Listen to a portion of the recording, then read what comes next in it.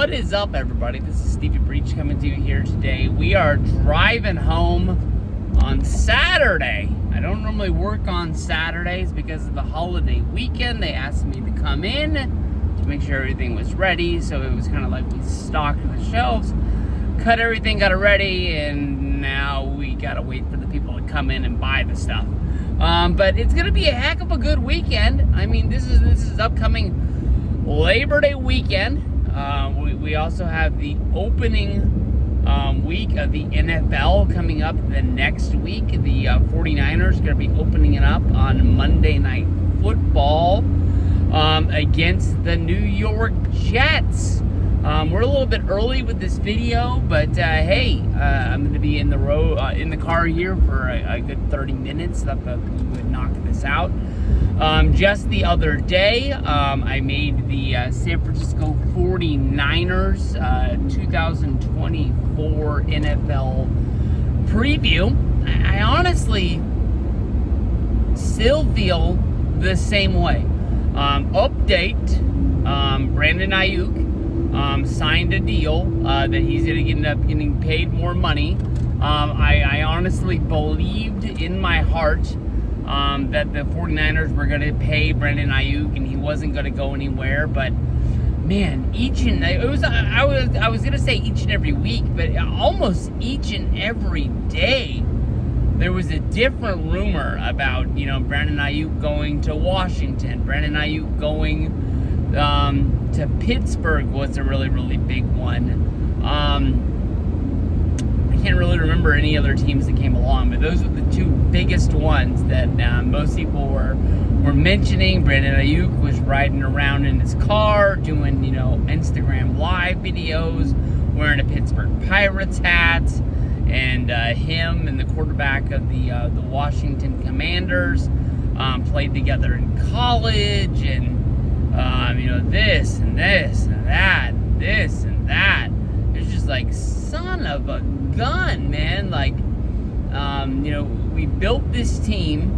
We kept 90% of it together. So, Solomon Thomas, the defensive line, he left. He ended up going to the Jets. Where the heck did the kid from Sacramento go? Did he go to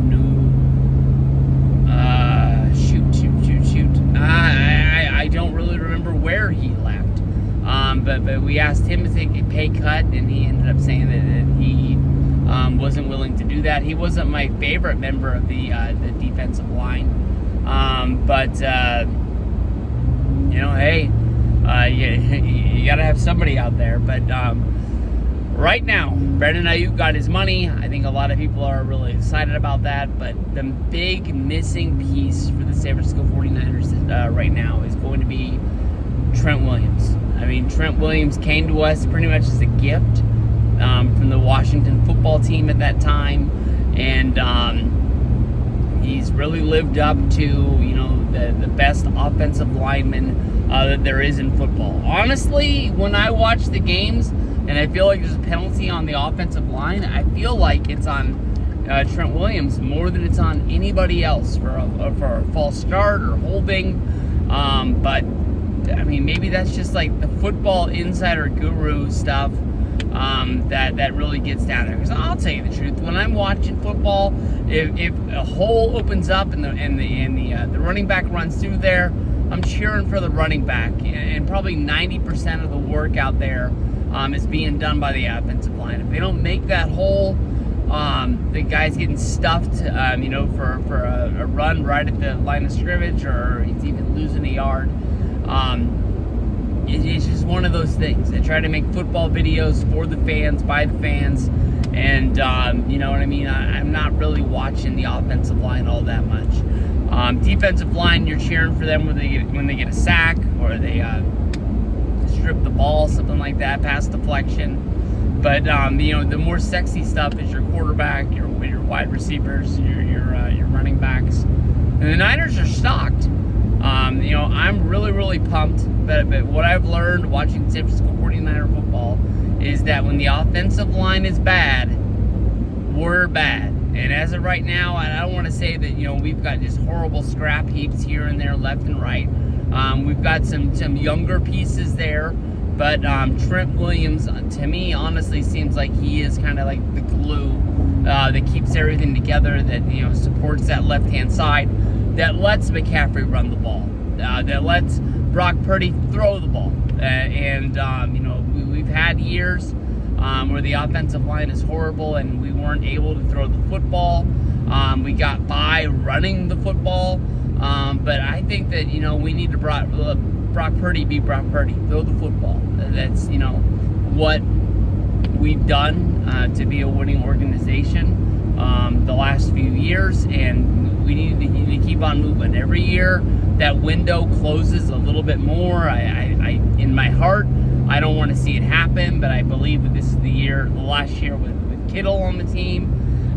You know, they went out, they drafted the tight ends last year. They're coming along, but you know, with no Trent, I really see Kittle staying in the block more than anything else, and I think that changes the offense a lot, not having Kittle open. I know that Kittle's not going to be a guy that's in the huddle or on the sideline saying that he doesn't want to block, because if there's anybody out there that wants to block, you know, that's the guy that's going to do it. And honestly, he's talked about how, you know, Shanahan, how he likes tight ends. You know, he even likes the receivers. If they're not going to block, there's not really going to be a spot for them on the 49ers. Everybody's got to be a team player. It's not about, you know, when the light's on them. You know, they got to make a block so somebody else can make a play. That's just the way it's always been. That's one of the reasons that people were so high on the receiver that we drafted from Florida, because he's one of the best blocking wide receivers that there was in the draft. So let's get to this Jets game. I'll tell you the truth. I don't think there's anybody in the world that looks at the schedule and, you know, circles an Aaron Rodgers game and just says, like, this here is a guaranteed win. Aaron Rodgers, I'd be really surprised if this guy is not the comeback player of the year. This guy is Mr. Football. He's going to try and stick it to the 49ers each and every chance that he gets. If you go all the way back to draft day, I mean, the Niners didn't pick him. They picked Alex Smith. You can go back, you know, this is in the early days of the Niners, not the early days. I'm not talking about the black and white TV San Francisco 49ers before Joe Montana. But I'm saying, you know, in the dog days, you know, we drafted Alex Smith, number 1. We had the worst record in the league. We were operating a football team without a GM. That's just, they just figured they put players out there. They paid them what they had to pay them. They didn't need superstars. They didn't need wins. One way or another, their team at the end of the year was going to make money, and that's all that they really cared about. The York family at the time, and after 2 losing seasons, being the worst team in the league, they came out, they said that, hey, we're wrong, we need to make a change. And the 49ers have benefited 100% since then. We have really been a great football team ever since then. That we had the year with oh God, what was his name? We had the worst coach that there had ever been in the history of coaching. The guy went from selling meat out of his truck to coaching the Niners somehow because nobody else wanted the job. Oh shoot, we'll get back to that. Table that. We'll get back to it. But I don't know. I think what the story is that the 49ers called up Aaron Rodgers, Alex Smith, and was it Braylon Edwards? I think it was Braylon Edwards, who ended up coming to play for the Niners for a season later in his career, and said, hey, you guys are talked about as being the top players in the draft. What contract is the least amount of money that you would take to be the number 1 pick of the draft and play for the 49ers? Alex Smith, his number from his agent was the least amount of money, so they picked Alex Smith. And nothing wrong with Aaron Rodgers. He slipped on the board. There wasn't a lot of teams needing a quarterback that year, and I think he has had a list in his pocket ever since then that he just scratches off one by one. as he beats them all. But Rodgers fell, and he fell hard. He was one of those guys that you felt bad, like watching the draft, kind of like Brady Quinn. It sucks. But that guy, he grew up being a 49er fan. I believe he's from Chico. And, when he gets to beat the 49ers, which he hasn't done in a while, to be honest, to be fair, the Niners have got the best of him in the playoffs a few times. But, those playoff games when he was in Green Bay, you didn't wake up those days just being like, hey, we're going to beat Green Bay and we're going to the next round. You knew that you were going to be sitting on the edge of that couch until the end of that game, because it doesn't matter if Aaron Rodgers is down, 14-21 in a fourth quarter game. He's got a way to do it, and he doesn't always have the best weapons around him. He's always been blessed with having a pretty good running back. He's had average wide receivers. I think right now the Jets wide receivers core is probably the best receiving core that Rodgers has ever had, and that's going to be scary. And then the 49er offense, we really haven't had our offense on the field. I know that Kittle played in the first quarter of the last game. Purdy has played the first quarter of the last two games.